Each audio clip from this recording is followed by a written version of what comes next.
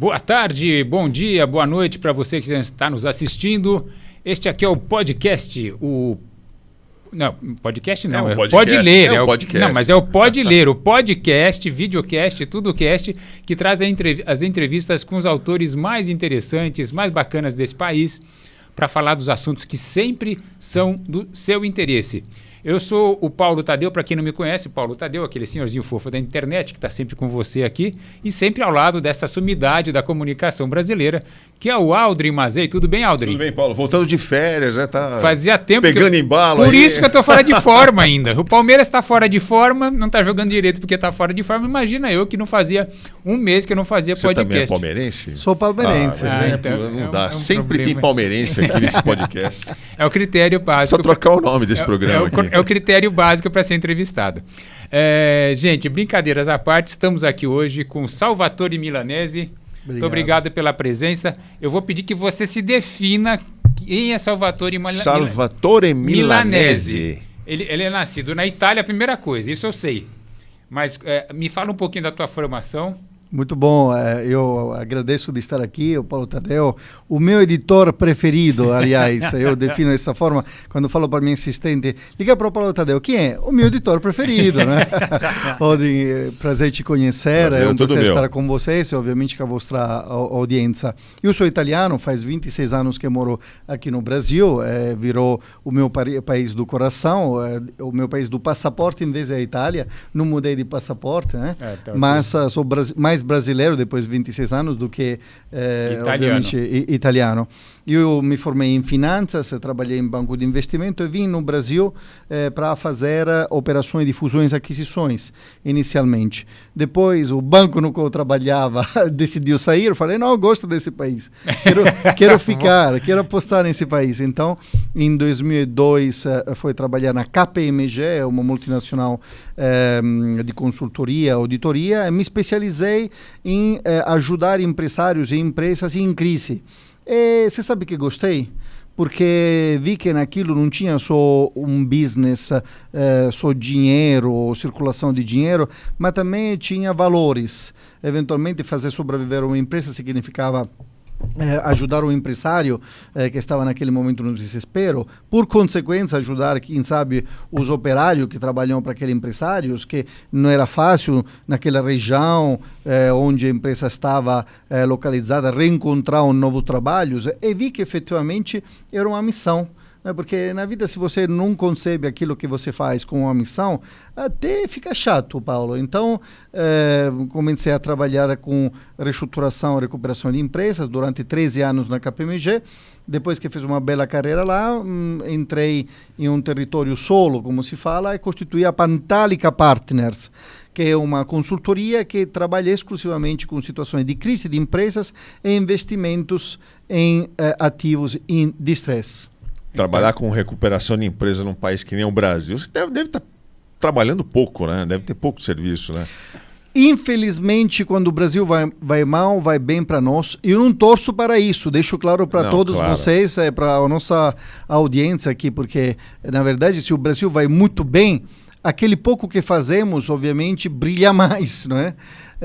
Mas você tem razão, infelizmente, com essa alta de juros que estamos vivenciando, ainda o carrego das situações de crise pós-pandemia determinaram agora, em 2024, um pico enorme de empresas que pediram, chamado de recuperação judicial, que é um procedimento previsto na lei brasileira, através da qual uma empresa diz para os seus credores, senhores, o gato subiu no telhado, como dizemos no Brasil, tenho uma dívida muito grande, não consigo pagá-la, então eu vou entrar em um procedimento através do qual congelo a minha dívida e terei 60 até 180 dias para fazer uma proposta a vocês todos, credores, de reestruturação da minha empresa e reestruturação da minha dívida, uma proposta de pagamento dessa dívida em condições que eu possa, de fato, pagar. Tá? Então, sim, tem muitas empresas que pediram recuperação judicial em 2024. Então, nós vamos só para ilustrar um pouco o que nós estamos falando. O Salvatore é autor desse... É um organizador, na verdade, porque ele não chega a ser o autor total, né? Mas ele é organizador desses dois livros aqui, Investimento em Distressed Assets e o reestruturação de empresas, como recuperar e reerguer negócios, justamente o que ele estava falando aqui. Então, se você quer ganhar um pouquinho de dinheiro, não está interessado, tá interessado em bons investimentos, eu acho que essa conversa interessa para as pessoas também, não é? Porque absolutamente. Não é? Existem formas de você não ficar só com o teu dinheiro ali no CDB, no CDI, esperando o banco te pagar aqueles 13,25 que nós chegamos agora. 13,25 que chegou a taxa de juros? É isso. Se não me engano. Hoje é isso. Isso, então 13,25. Então tem outras formas de você ganhar em outros segmentos e esse tipo de investimento envolvendo recuperação de empresas há um caminho interessante. Então, estamos aqui com um dos maiores especialistas do Brasil. Não é à toa que ele reuniu um time aqui até de outros coautores para ajudá-lo a escrever esse livro. E só tem fera aqui nessas duas obras aqui. É verdade, Paulo. Né? Sim. Então, se você não fosse do primeiro time, você não tinha reunido essa galera toda aqui. Tem juiz que julga caso desse tipo, tem outras pessoas que trabalham em outros segmentos correlatos. Muita gente bacana ajudando a fazer esse livro aqui. Então, a gente estava falando dessa coisa do investimento. Quando a gente fala em investimento em distressed assets, a gente está falando empresas que estão em crise, né? Uma empresa em crise que está devendo, qual é a probabilidade que você falou assim, olha, vou partir para um processo de recuperação judicial, vou pagar aqui, estou te propondo, né, depois de tantos meses aqui, pagar isso, é o que eu consigo pagar e pagar dessa forma. Quanto percentual dessas empresas que entram nesse processo de recuperação, que não é uma falência, é um processo... Antes era falência, né? O cara estava devendo, estava quebrado, falência. Isso. Aí inventou-se esse processo de recuperação judicial, que é uma forma de tentar salvar as empresas. Quantos por cento dessas empresas que entram nesse processo conseguem se salvar de verdade? Bom, me permita de 2 segundos louvar as capas através da qual a Matrix, a editora do Paulo Tadeu, lançou esses 2 livros. O primeiro, de capa azul, é um livro que fala de como deve ser enfrentada uma situação de crise de empresa e como o empresário deve perceber que eventualmente está se encaminhando em um processo de crise e o que fazer para enfrentá-lo, se está conclamada, ou evitá-lo eventualmente se ainda está em um early turnaround, se fala, ou seja, em um estágio anterior a uma crise profunda. O outro livro é justamente tudo que hoje existe de investimento possível ao redor de uma crise de empresa. Tem um mercado muito grande que se construiu no Brasil graças a dezenas, milhares de operadores desse mercado. Então, parabéns, porque as capas são de autoria desse homem aqui, são facilmente interpretáveis, ou seja, o que querem nos transmitir. Sim, quem escreveu esses livros são amigos do setor, especializados em recuperação de empresas ou investimentos em empresas em crise. Para voltar à tua pergunta, precisamos dizer que antes da recuperação judicial, que é o procedimento previsto hoje na Lei de Falência e Recuperação de Empresas no Brasil, existia aquilo que nós chamamos de concordata, né? Só que não funcionava, era uma lei de 1940, de fato as empresas que recorriam à concordata não conseguiam se soerguer e sair da situação de crise, porque tinha toda uma série de limitações. Agora, por que se mudou a lei? Porque em nível internacional, quando eventualmente se empresta dinheiro, que se conhecer o que vai acontecer se o tomador desse dinheiro não tem capacidade, por questões de crise externa, por questão de má gestão, até de fraude, de pagar aquele dinheiro. Ou seja, tem que ter regras certas. E a concordata não permitia de enxergar as regras de reestruturação, de recuperação de empresas. Portanto, o Brasil não era visto como um bom lugar para emprestar dinheiro, ok? Tá. O Brasil teve que se adequar e fez uma nova lei com a previsão da recuperação judicial da recuperação extrajudicial e ainda existe a falência, que significa o último estágio no qual os ativos de uma empresa são liquidados e com o dinheiro arrecadado se pagam ou se tenta pagar os passivos. A maioria das empresas que chega em uma recuperação judicial, e aí respondendo diretamente à tua pergunta, de fato é porque, na minha visão, tanto no Brasil quanto no exterior, não tentou se adiantar aos possíveis elementos que permitiam de perceber que ia entrar em crise. Porque um empresário deve poder ter sistema de controle que mostra que as margens de lucro estão se reduzindo, que os custos estão crescendo mais do que eventualmente as margens de ganhos, que a mudança das regras do setor dele poderiam reduzir os ganhos e, consequentemente, comprimir a capacidade de pagamento dos compromissos. O que faz o empresário? Entra em um processo de negação. É psicológico. Eu fiz um estudo, além desses livros, publico bastante artigos que podem encontrar na internet, que chama de efeito denial, de negação. O empresário, e não é culpa dele, é na cabeça dele, acha que tem sempre uma nova chance. Essa chance tenta de achá-la pegando dinheiro, tampando os buracos de caixa que se criaram na empresa. Mas esse não é um país que te permite de enfrentar uma crise pegando dinheiro no mercado financeiro.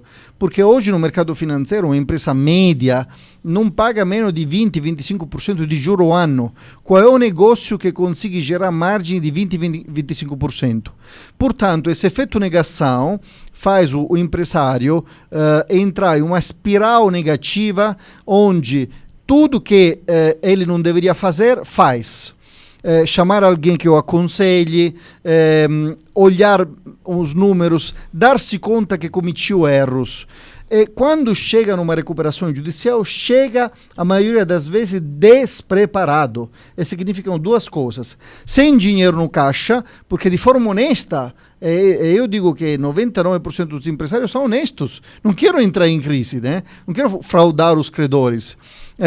Chega lá porque pagou todo mundo, sem caixa. E a segunda coisa, às vésperas de pedir recuperação judicial, eventualmente estão colocando até o patrimônio deles dentro da empresa para dar novas garantias para obter novo dinheiro nos bancos. Então, aí vai a resposta que você está procurando.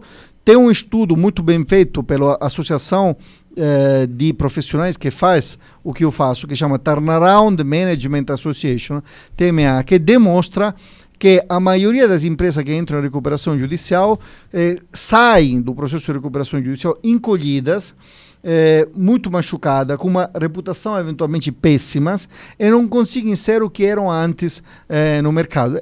Posso citar vários exemplos, não é o caso aqui fazer nomes, né?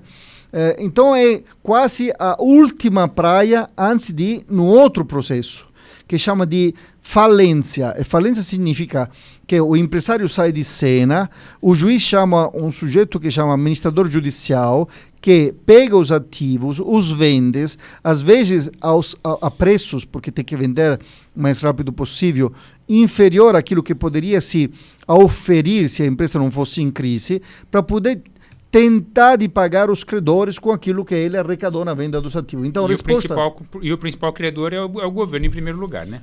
Na maioria das vezes, o principal credor é o governo, né? Então, a maioria das empresas que entram em recuperação judicial, se sair da recuperação judicial, se não for direto para a falência, sai machucada, sai em condições eventualmente extremamente ruim para o empresário, para a mesma empresa e para tudo que roda ao redor da empresa. Agora, você poderia se perguntar, espera aí, mas como é que tem investimento ao redor deste mundo, então? Sim, porque o livro fala disso, né? Investimento, mas a empresa está ruim, você está falando que o quadro é negativo. Porque o fato que a empresa eventualmente sai em condições pior daquela que entrou, não significa que os seus ativos devam ser alocados na mesma empresa. O que quero dizer? Uma empresa no setor de agro, que eventualmente tem uma dívida de 1 bilhão e tem ativos de 600 milhões, vende as fazendas a um preço inferior àquilo que poderia eventualmente ser em condições normais de temperatura e pressão. Investidores que atuam nesse segmento compram essas fazendas e revendem ao preço correto de mercado. Então, é aí que nasce o mercado de distress investing. Tem investidor que empresta dinheiro à empresa em crise, tem investidor que compra o ativo da empresa em crise, tem investidor que vai lá em banco, que tem crédito com a empresa em crise, compra o crédito que o banco quer vender contra aquela empresa em crise e faz negócio com a empresa em crise. Então, nasce um mundo que para vocês terem uma ideia, todos os anos faz negócio de cerca de 100 a 150 bilhões de reais em valor nominal. É muita coisa que emprega muita gente. Consultoria, advogados, auditores, juízes, administradores judiciais, investidores que captam esse dinheiro. E você sim, tem razão. Hoje tem dezenas, se não centenas de fundos extremamente capitalizados que exatamente fazem isso que estou te dizendo.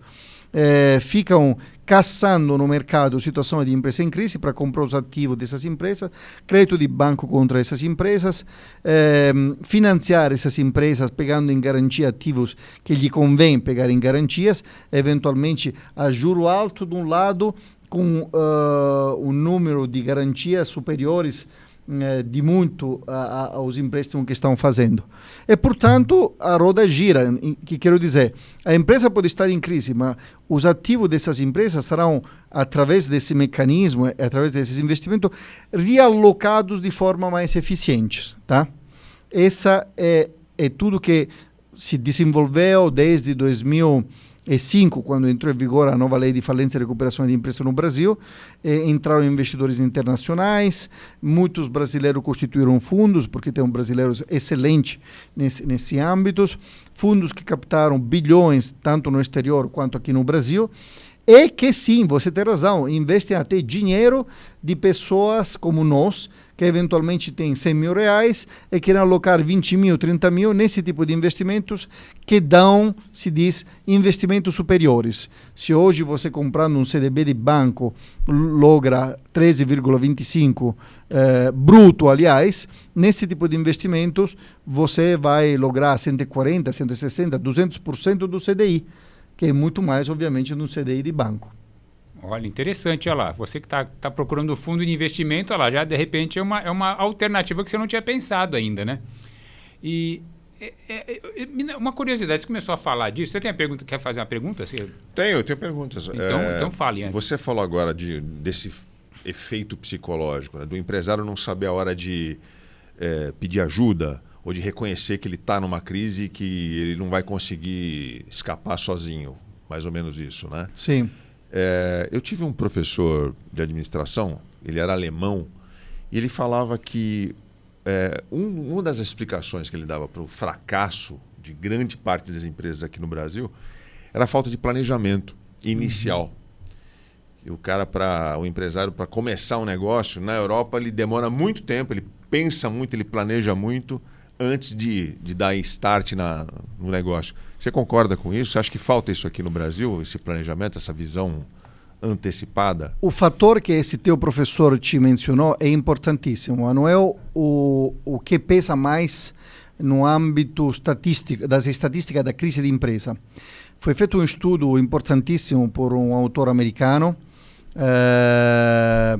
que mostrava que a maioria das empresas entram em crise, eventualmente vão até a falência, a liquidação, por questões de mismanagement em inglês, fraude em português. Olha aqui. Então é o fator humano que pesa mais. O segundo fator é justamente a falta de controles, né? Olha aqui, falta de controle pode levar a fraude, mas a falta de controle sem fraude é o fator justamente número 2 que determina a empresa ir em crise. Por exemplo, no setor de agricultura, se eu não controlo o preço da commodity, da soja, do algodão, do insumo que eu compro, se não fixo esse preço de forma tal a evitar que esse possam flutuar continuamente e reduzir a minha margem de lucro, eu estou destinado a não saber qual vai ser a minha margem de lucro. E se não planejo isso, e não fixo isso no mercado, e tem ferramentas para fazer essa fixação, na verdade, eu posso entrar em crise. Se eu não controlo em um país como o nosso os custos de forma muito disciplinada, sabemos que é um país onde a inflação pesa muito, não é? Possivelmente eu vou chegar ao final do ano, eu vou estar com custos que aumentaram muito mais da margem, dos preços, obviamente, através dos quais eu vendi os meus produtos e darei prejuízo. Então esse é o fator número 2. Um fator número 3 são fatores externos que não conseguimos controlar. Pode ser uma pandemia que parou o setor de aviação, o setor de catering, restauração, pode ser eventualmente um vendaval que destruiu o meu galpão. Mas o primeiro, incrível que parece, eu vejo que vocês justamente mostram surpresa, é o fator humano, a fraude, o mismanagement, como falam os americanos. E podemos fazer grandes... O que exatamente? Desculpa. O que exatamente fraude no fraude? balanço. Fraude no balanço. Eu declaro menos dívida do que eu tinha, depois, quando isso se descobre, tenho uma dívida monstro. Como foi descoberto, podemos falar os nomes, porque não sou eu que digo, são as investigações que disseram. Americanas, foi uma fraude. Era o que eu ia falar, era o assunto que eu ia puxar. Enron, muito tempo atrás, foi uma grande fraude. Então, Enron que fazia, pegava dinheiro de bancos, não declarava no balanço, então outros bancos davam novo dinheiro porque não conseguiam enxergar a verdadeira dívida daquela empresa. Americanas descobriram, não foi eu que digo, nem Paulo Tadeu, nem você, que a dívida verdadeira da Americana não era 20 bilhões, mas era 40 bilhões. Portanto, a empresa entrou em recuperação judicial, se machucou, enfim, aconteceu o que aconteceu. Então, o fator fraude incrível, mas é o principal, o preponderante para determinar uma crise de empresa. A recuperação judicial, ela chega, você percebe que essa crise chega para o consumidor de uma forma geral, não? Ou o consumidor não percebe? Absolutamente sim, e te explico a razão. Hoje temos um pico enorme de recuperações judiciais no Brasil. No ano passado, mais de 2.500 empresas pediram recuperação judicial. Normalmente, isso não sou eu que digo, os dados dizem isso, quando a empresa entra em recuperação judicial, entra não preparadas, acabamos de mencionar, com pouco dinheiro no caixa. O que vai fazer para tentar de administrar o próprio caixa? Não paga impostos. Isso está danejando a sociedade. Sim. Tá? A segunda coisa que vai fazer essa empresa é, eventualmente, para poder ter vendas, porque tem o mercado está preocupado a comprar de uma empresa em crise, por exemplo, não é? Porque poderia não entregar, poderia o produto não ser dos melhores. Você não tem medo, por exemplo, de pegar um avião de uma empresa de aviação que pediu recuperação judicial? Porque a primeira será que estão fazendo a manutenção correta? Né? Exatamente, estão fazendo a manutenção correta. Portanto, o que faz? Baixa preços. Então, está fazendo uma concorrência desleal.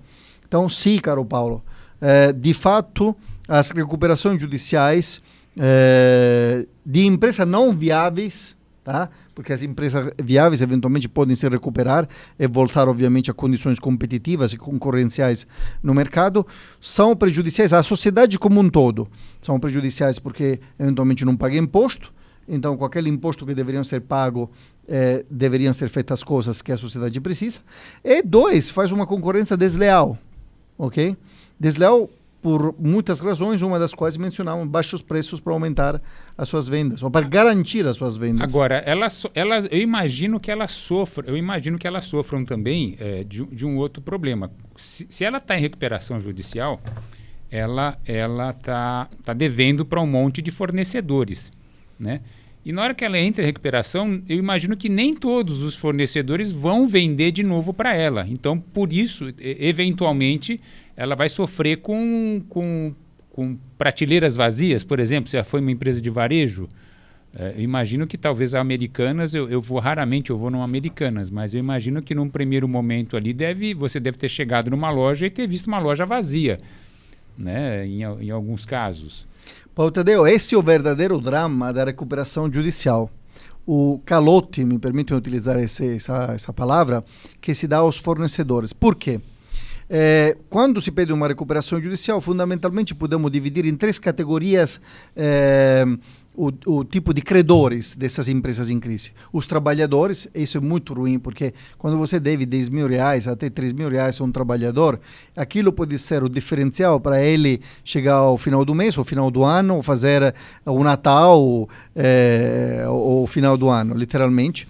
A segunda categoria é fornecedores, e isso é muito ruim, porque lá encontra o fornecedor até de papel higiênico, que vive exatamente daquele 3.000, 10.000 reais, 20.000 reais que você lhe deve. E os bancos. Os bancos, não estou dizendo que os bancos não se machucam com uma operação de recuperação judicial que lhe dá calote. O banco também tem acionista, sim, claro, funcionário, etc. Mas sofrem menos, porque são especialistas, faz parte do negócio dele, do que um fornecedor. Uma editora que vendeu para uma livraria que eventualmente deu calote. Gente, imagina que pode ser isso para a editora. Pior ainda, uma editora que deixou em consignação para uma livraria que utilizou aquilo para vender e não repassou o dinheiro. Um desastre. Sei. Entendeu, Paulo? Tem a impressão que isso já aconteceu. Agora, devo dizer, boa notícia, que tem muito empresário que entra em crise que é muito honesto. Muito honesto. Aí o que ele faz? O primeiro dinheiro que utiliza é para justamente tratar bem essas situações.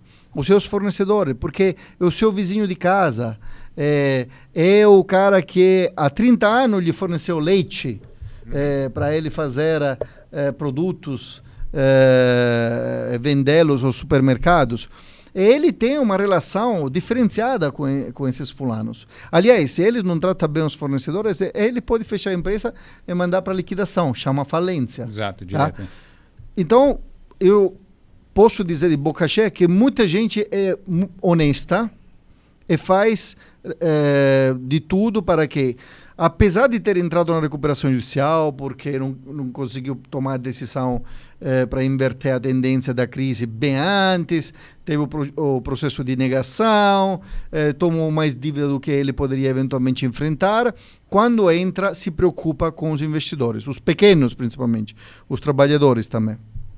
Tem aquele que não se preocupam também. Não, porque a gente viu, por exemplo, no caso o Alden deve ter acompanhado isso, por exemplo, a editora Abril, quando entrou em recuperação judicial, né? Eu vi muito jornalista ali que não recebeu nada, né? O cara... Até hoje. Até hoje, tem gente né? que está na justiça até hoje. Justiça até hoje, esperando ali salário, as verbas rescisórias todas, a pessoa tinha um plano de vida com aquele dinheiro, né? Na verdade, quando uma empresa importante entra em recuperação judicial, não é só aquela empresa que entrou em crise, mas toda a constelação, podemos dizer, de pequenas empresas que fornecem aquela empresa. Então, se o empresário ou a administração dessa empresa que entrou em crise não se preocupa desse pessoal, e também se o judiciário não dá amparo a esse pessoal, geografias, cidadezinhas, inteiros estados podem entrar em crise. Imagine, por exemplo, uma grande usina de açúcar e álcool, que arrenda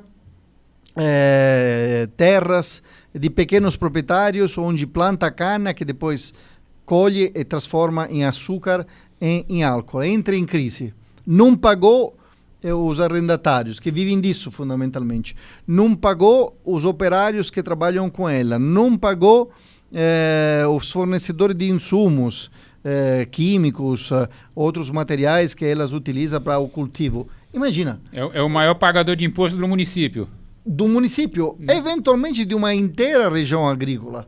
Ribeirão Preto, Piracicaba. Eu vi situações de greves que duraram meses, se não ano, na frente da usina, porque justamente tinha gente que tinha que receber 15 mil, 20 mil, que era o cara que fazia o conserto do ar-condicionado da usina.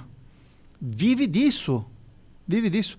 Então temos que ter muito cuidado, caro empresário que está escutando esse podcast, quando pede recuperação judicial, primeiro tente de se preparar, no sentido que se enxergou sintoma de crise, contrata alguém que entende disso, advogados, consultores, tenta de remediar sem a recuperação judicial. Se não tem nada para fazer, tente de se preparar e cuide bem dos seus fornecedores, dos seus trabalhadores. Os bancos podem te ajudar, podem eventualmente reestruturar alongando essa dívida, reduzindo essa dívida, fazendo uma nova dívida mais adequada às tuas novas capacidades de pagamentos. Mas cuide de trabalhadores e de fornecedores, porque pode ser um desastre para você, empresário, e principalmente para toda a região onde a economia se basa na atividade daquela empresa. Ô Salvatore, você é um cara que conhece a legislação brasileira, né? Você teve que estudar para entender como é que funcionam as coisas aqui, está claro isso. Você também deve conhecer a da Europa. Sim. Você consegue fazer um paralelo? Como é que é, na sua visão, a legislação aqui no Brasil para um cara que é empreendedor, quer montar uma empresa, a quantidade de tributos? Como é que você vê esse emaranhado aqui? Porque é complicado aqui no Brasil, né? Sim. Devo dizer que a Europa não é toda essa coisa também, né? É muito burocrática também. Eu sou italiano, a Itália também é burocrática na constituição de uma empresa, no fechamento de uma empresa, no pagamento de impostos. Tem muitos países que são muito eficientes. Por exemplo, a Espanha, eu gosto muito da Espanha. Hoje, Portugal também, a França, a Grã-Bretanha, a Alemanha. Digamos assim, que o país no qual nós vivimos e que amamos tem leis que no papel são muito boas, que, por exemplo, discutir da lei que trata a crise de empresa, que chama Lei de Falência e de Recuperação, ela é muito boa. Ela praticamente recalca, ou seja, copia a lei dos Estados Unidos, né? Tem regras muito claras, tá? O problema é os operadores que depois pegam aquela lei e têm que atuá-las. Tá? Fazem aquilo burocrático, inventam, não respeitam eventualmente aquilo que está escrito na lei. Então eu diria o seguinte, temos muitas ineficiências no Brasil para constituir uma empresa, para fazê-la crescer, para pagar os impostos, ou quando entra em crise, para tratar essa crise, temos. Mas poderia ser muito menos se quem aplica essas leis eventualmente tivesse bom senso, né? Porque o bom senso faz uma grande diferença. A Itália não é um país pro-empresário, né? Tem um amaranhado de lei que burocratizam a vida de um empresário. Entretanto, quando comparado com o Brasil, é muito mais fácil ganhar dinheiro lá abrindo uma empresa do que no Brasil. São tão diferentes as leis? Não. A questão de como se aplica essas leis, a questão da certeza que se eventualmente você vai aplicar uma lei, respeita o ditame do que foi escrito, né? Então, por exemplo, eu que sou um especialista de crise de empresa, sempre reclamo e escrevo a respeito disto, que a aplicação da lei é um feito de interpretação. Não faça isso. Está escrito o que você tem que fazer. Então, utiliza o que o legislador quis propor. Essa é a verdade, né? Então, poderíamos estar muito melhor. Você acha que falta bom senso ou honestidade? Eu não vou nesse caminho, não é? Porque poderia ser criticado. Aliás, temos um problema no Brasil, não é? Quando eu falo de honestidade no Brasil, me tratam de estrangeiro, entendeu? Pensa o teu país. Não, eu pago imposto aqui, há 26 anos estou aqui, então eu sou brasileiro.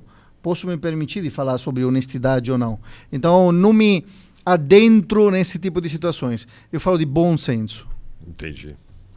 Existe algum tipo, quando você fala dessa questão de honestidade, de interpretação de lei, existe uma possibilidade de desonestidade na hora, por exemplo, de pegar uma empresa?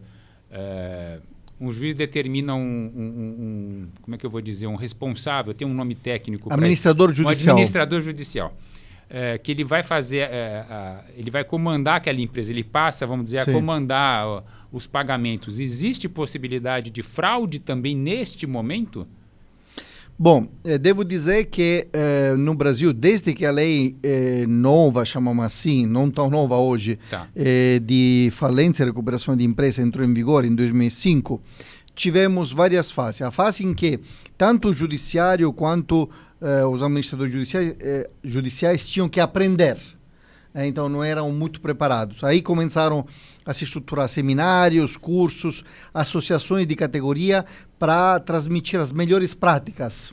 Então hoje temos, graças a Deus, juízes muito preparados. E temos administradores judiciais extremamente competentes, com estrutura robusta para enfrentar recuperações judiciais complexas.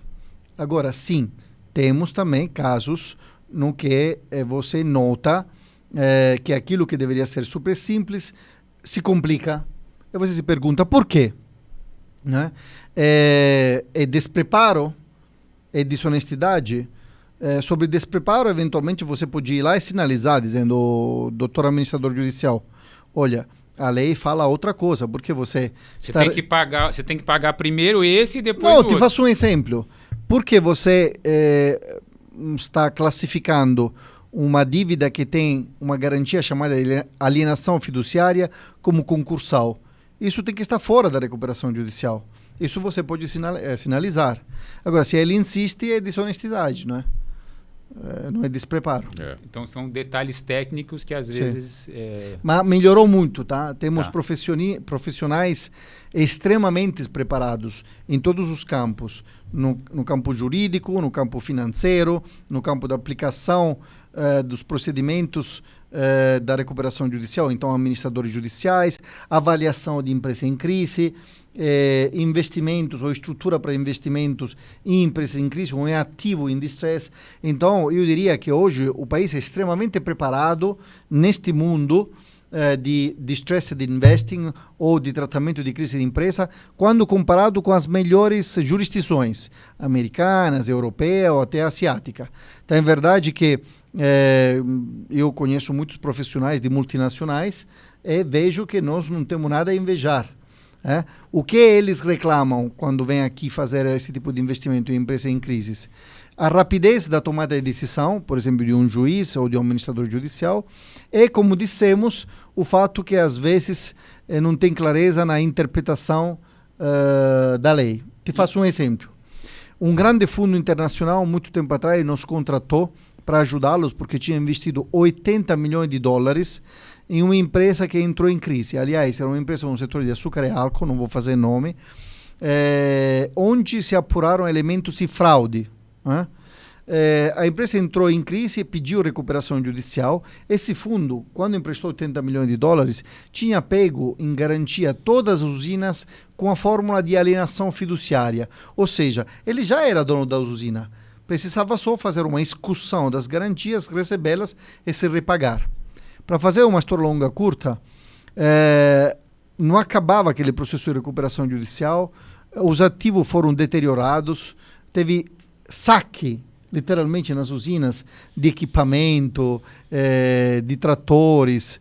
O cara se cansou e falou, vamos fazer um acordo? Eu sei que tenho 7 usinas em garantia, mas vou deixar 5 para vocês, me deixem 2, assim eu recupero alguma coisa e vou para casa. Isso não é possível, sabe? Porque, ao contrário, não teremos nunca certeza da aplicação da lei e do direito. Então, o dinheiro que pode ajudar a empresa em crise vai para outros países, para outros lugares. Então, temos que ter certeza da aplicação, como disse anteriormente, com a tua pergunta, que aquilo que está escrito na lei seja aplicado. Olha, a tal da insegurança jurídica, tá vendo? Isso é um Isso. custo a mais para o país, não é isso? Exatamente. Porque deixa de entrar dinheiro, Exatamente. né? Investidores deixam de vir para cá. Sim. Por causa dessa burocracia, dessa insegurança toda. Mas, Paulo Tadeu, eu quero deixar claro aos nossos ouvintes que são poucos casos onde encontramos essa insegurança jurídica, só que, obviamente, são às vezes casos grandes, então fazem estardalhaços, porque as coisas boas deste mundo não se contam, né?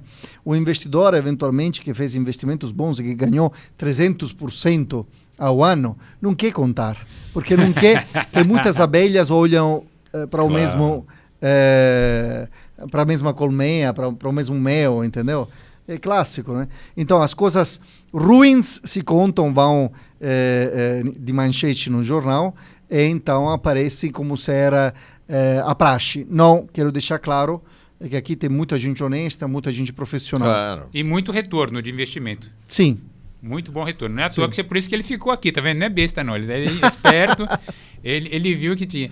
E me fala uma coisa, você, quando você fala de reestruturação, você é chamado para fazer esse tipo de recuperação das empresas em dificuldade. Você é chamado também num momento anterior, quando o empresário começa a perceber problemas, não? Vamos lá, te faço os dois exemplos. Caso de hoje de manhã, fizemos uma reunião com um empresário do Centro-Oeste que tem uma belíssima empresa, produz sementes. Com essa empresa ganha muito dinheiro e com esse dinheiro que ganhou se alavancou. O que significa? Foi ao mercado dizendo, olha, minha empresa ganha muito dinheiro, quer me emprestar dinheiro? Porque eu posso pagar, ganho muito dinheiro. Então pegou empréstimos demasiadamente altos a juros importantes que a um certo ponto se acumularam e comprou ativos, fazendas, que não produziram imediatamente caixa. Então fez investimentos importantes a custo, juros importantes, que não deram retorno imediatos. Então hoje estava me contando, olha, tenho tudo isso de dívida e tudo isso de ativo. Digo, e quando você percebeu isso? Porque esse não aconteceu overnight, da noite para o dia. Foi um percurso. Você poderia ter me chamado 6 meses atrás, 1 ano atrás. Esse é o clássico empresário que chega quase no ponto do não retorno. Por quê? Nesse tipo de situação, ele não tem outra coisa a fazer senão pedir imediatamente recuperação judicial, vender algum ativo para fazer caixa e ter o tempo para organizar uma venda organizada do seu patrimônio para pagar os passivos. Um desastre. Outro caso, 6 meses atrás, um empresário no setor de balas e confeitos começou a ver basicamente que as vendas estavam minguando, as margens de lucro estavam diminuindo, a dívida não era muito, mas não era inadequada. Na verdade, qualquer dívida neste país é inadequada pelo juro que se pagam. Então me chamou, o que podemos fazer? A gente entrou com uma equipe, efetuou um diagnóstico, vimos que algumas áreas da empresa estavam inchadas, determinados custos poderiam ser reduzidos, algumas atividades terciarizadas, eventualmente poderia substituir alguns fornecedores para reduzir custo da impressão das embalagens ou de determinado tipo de embalagem, ganhando 10 pontos percentuais nas margens. As dívidas que estavam vencendo, fomos nos bancos mostrar uma boa-fé do empresário, que se trata de uma empresa viável, lucrativa, e que estava trabalhando justamente para ajustar um pouco a estrutura de custo, e conseguimos renegociar os prazos de pagamento, ou seja, alongá-los e até reduzir marginalmente os juros, né? Esse empresário teve a força mental e principalmente a coragem, porque não são todos que têm essa coragem, de dizer, tem alguma coisa que está acontecendo e eu sou muito bom a fazer balas e confeito, não sou muito bom em enxergar o que devo fazer para reendereçar o caminho da minha empresa. Então esse empresário evitou a recuperação judicial. Agora, quero deixar claro que a nossa experiência, minha e dos meus sócios e colegas consultores, mostra que 85% dos empresários chega ao ponto de não retorno, porque acha que sempre alguma coisa milagrosa pode acontecer e novo dinheiro, um ganho na loteria ou uma herança pode resolver. Uma venda de última hora, né? Uma venda de última hora, mas não é assim. Quando um empresário chama você, Salvatore, como é que é a sua atuação? Como é que você entra em ação? Você parece aquele... Tem um personagem de reality show chamado Os Sócios. Você já assistiu esse programa? Sim. Foi um sucesso mundial esse programa. Belíssimo, aliás. Muito bom esse cara. É muito bom, né? Você faz que nem ele, você fica uma semana lá convivendo com a empresa, você entra lá todo dia. E não faço como ele. Você vai na casa do empresário, almoça com ele. Porque ele, de fato, vira um investidor daquele empresário. Sim, ele vira o sócio. Eu faço um trabalho de mera consultoria. Então o empresário me chama, você tem razão, eu faço um investimento. Do momento em que compro passagem de avião, vou para Campo Grande, eu mais 2 membros da minha equipe, pago o hotel. O empresário, nesse momento, não está me pagando nada. Esse é o meu investimento para verificar a situação do empresário. Pego dados e informações que normalmente que são demonstrativo de resultado dos últimos 12 meses, dos últimos 3 anos, balanço e balancetes com os detalhes de ativos e passivos, entrevisto o empresário, entrevisto a equipe do empresário, vou visitar a planta, faço esse investimento, que pode ser de 3, 4 dias, ou situações mais complexas até de 2 semanas. Até aí eu estou perdendo. Aí eu falo para o empresário, olha, eu fiz um diagnóstico rápido, por minha conta, e posso te dizer que a tua situação é um nível de complexidade A, B ou C, deve ser feito com prioridade, redução de custo, venda de ativos, alongamento dos passivos, ou seja, quase mostro o caminho das pedras, digamos assim, mas não dou, obviamente, os detalhes. Tá? Até porque não tenho. Em 2 semanas você não consegue ter todos os detalhes. Normalmente esse é o meu, chama pitch de venda. Ou seja, ajuda a vender a minha consultoria, porque de fato mostrei a minha seriedade, gastei o meu dinheiro, o tempo meu é dinheiro, não é? Porque claro. eu vendo o meu tempo e principalmente a minha experiência, mostrando para o empresário no diagnóstico o que parece ser a razão da crise e possíveis caminhos a serem trilhados. Daí para frente, duas possibilidades. O empresário coloca isso embaixo do braço e tenta fazer ele e não te chama mais. Ele vai se dar mal, a maioria das vezes. Ou o empresário fala, olha, vamos negociar uma proposta de trabalho para você me ajudar, mas não tenho grana para te pagar. Aí a gente entra num processo negocial para poder... Porque eu quero ajudá-los. Sei que não tem a maioria das vezes dinheiro para me pagar. Só que é aquela situação. O empresário sério que quer resolver te diz que não tem dinheiro para te pagar, mas de fato está andando em uma caminhonete surrada, reduz as viagens no exterior e assim para diante. O cara, em vez desonesto, que te diz, não tenho grana para te pagar, mas depois aparece no iate, com o helicóptero e com o jatinho. Aí você fala, sabe o que? Eu não quero trabalhar para você. Quando você faz o diagnóstico, você passa essas 2 semanas lá na empresa do cara que te chamou, aí você faz o diagnóstico e você percebe que o problema é o cara. Como é que você faz para falar isso para ele? Eu normalmente levo sempre membros da minha equipe, técnicos, pessoas muito preparadas. Então deixo eles trabalharem com os números e eu faço aquilo que chamo de diagnóstico psicológico. Então eu entrevisto ele, os filhos que eventualmente trabalham lá, os membros da família que estão todos em lugares estratégicos, eventualmente não entendem nada do que estão fazendo. E aí sim, a maioria das vezes chega a esse tipo de conclusão. Só que vou ser sincero com você.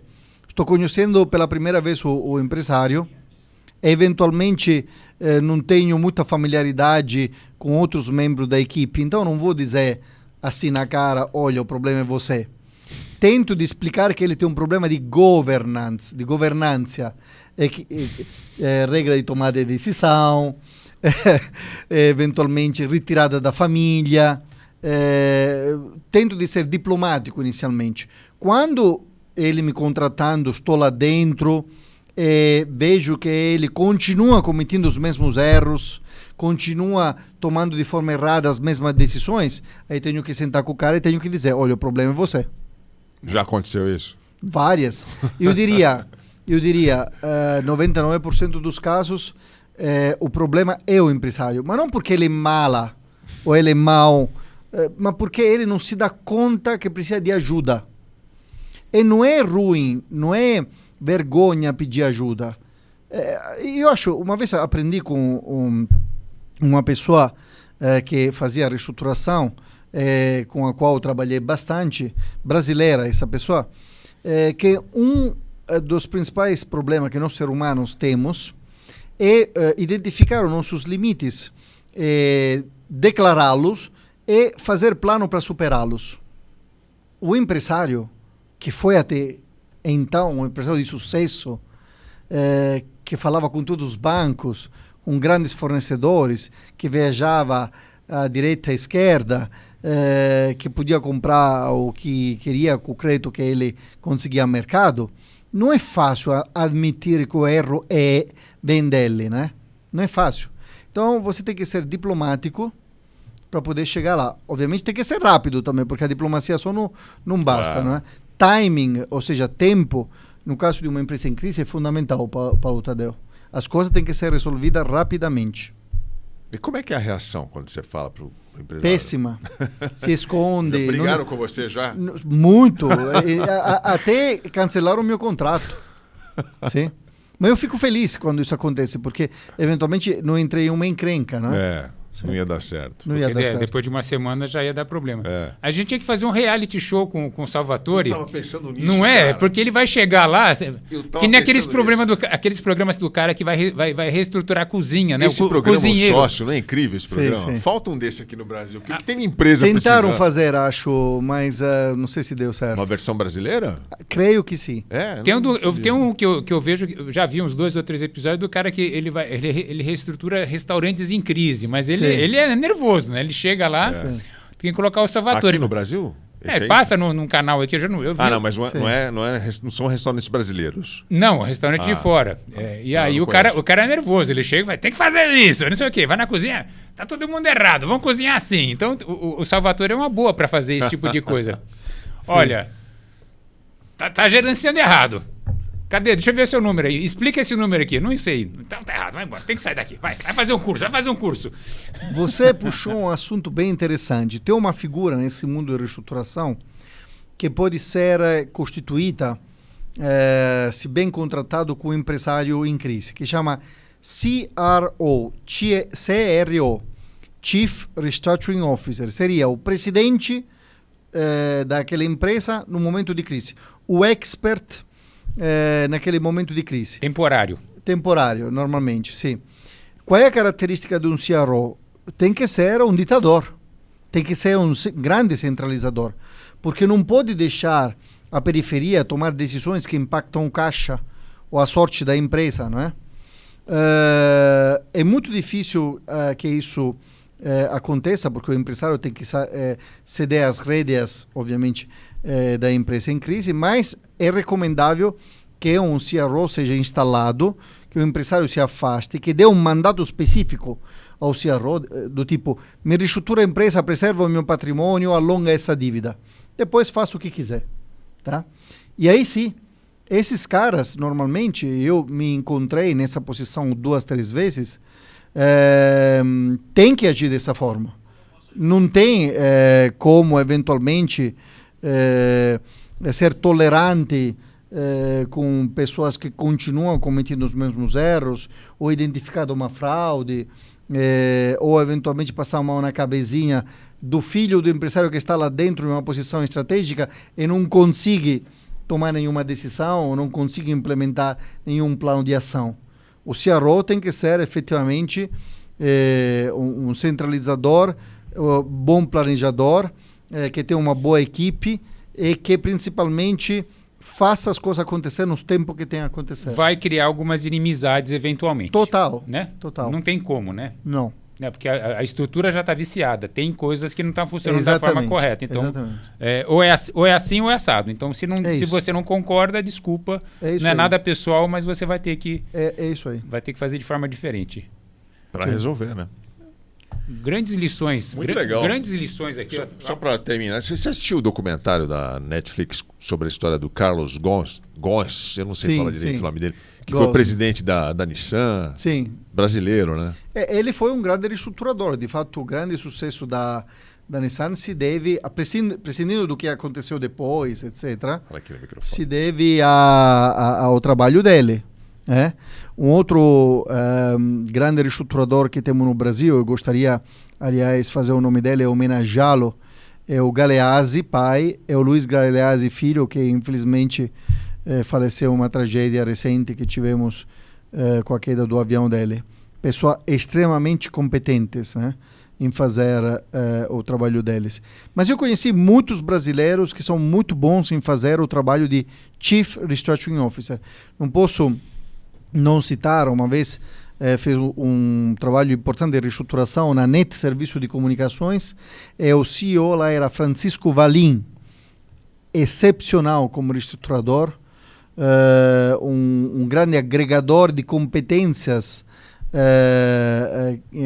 que serviam naquele momento, técnicas financeiras, de recursos humanos, para soerguer a NET que estava atolada na dívida. Então, Francisco Valim, e assim para diante. Eu conheci muita gente boa. Legal. Obviamente a gente também da Pantálica. Eu ia falar isso. Não, né? o Salvatore. Milanese. Não, e o engraçado é que eu vou contar rapidamente aqui para terminar, porque tive uma experiência com o Salvatore pessoal, assim, próxima, né? Porque a gente estava brincando aqui falando das livrarias que não pagaram, não sei o quê, e lancei o livro do Salvatore e um pouco tempo depois houve uma recuperação judicial em 15 dias de duas empresas, as duas maiores redes de livrarias do país, até então, que eram a Livraria Saraiva e a Livraria Cultura, né? As duas fizeram todos os editores do país ficarem em desespero porque eram alguma coisa próxima aí de metade das vendas, os dois maiores clientes, em 15 dias indo para o espaço. Então, foi assim... Me lembro. Foi um desespero, assim, a gente criando um grupo aqui de editores tentando entender o que ia acontecer, porque a gente estava com o futuro ameaçado, a gente estava ali num momento realmente desesperador. Foi um momento péssimo, assim, né? Que não sabia o que fazer, mas enfim. E foi logo depois eu falei com o Salvatore, que era a pessoa que eu conhecia desse assunto, e ele mostrou toda a competência dele com a equipe dele, explicando, mostrando os caminhos. Olha, eu fiquei realmente, falei assim, nossa, o cara apareceu na hora certa. Foi realmente uma luz para a gente aqui. Então, eu posso atestar tudo que ele falou aqui. Não é só por causa do livro que ele publicou, mas dessa experiência pessoal com ele e com a equipe dele. Assim, realmente, pessoa que entende mesmo do assunto. Aliás, se me permitirem, eu sugeriria justamente a qualquer empresário, principalmente aquele de sucesso, porque é de sucesso até então, mas não se sabe que pode acontecer uma pandemia que afeta o teu negócio, a perda de um contrato importante, de ler esses livros. Pode ser, obviamente, ou esse aqui, reestruturação de empresa, ou investimento em distressed assets, porque justamente dão informações e caminhos importantes de como se comportar bem antes em que a crise fique conclamada e depois, se eventualmente a crise acontecer de fato, explodir, o que fazer, quem contratar, que tipo de caminho trilhar. Esses deveriam ser, inclusive, importantes livros a serem colocados, aliás, estão sendo colocados em curso de administração nas universidades. Por isso, bastante vezes, sou chamado também para fazer palestras ou curso de pós-graduação na FGV, em outros lugares, porque efetivamente o empresário não precisa conhecer só as ferramentas para crescer, lucrar. Ótimo, mas tem que saber o que fazer se isso não acontece. Como é que eu inverto o ciclo ou evito que se chegue ao ponto de não retorno? O ponto é que às vezes isso é vivido como, obviamente, algo, como posso dizer... Uma visão pessimista, uma talvez. visão pessimista. Não, quero ficar longe. Ok, mas é melhor conhecer. Melhor conhecer, Não, comprem esses livros. Comprem esses livros porque é muito importante saber enfrentar esse momento de crise com as ferramentas e a mentalidade mais adequada.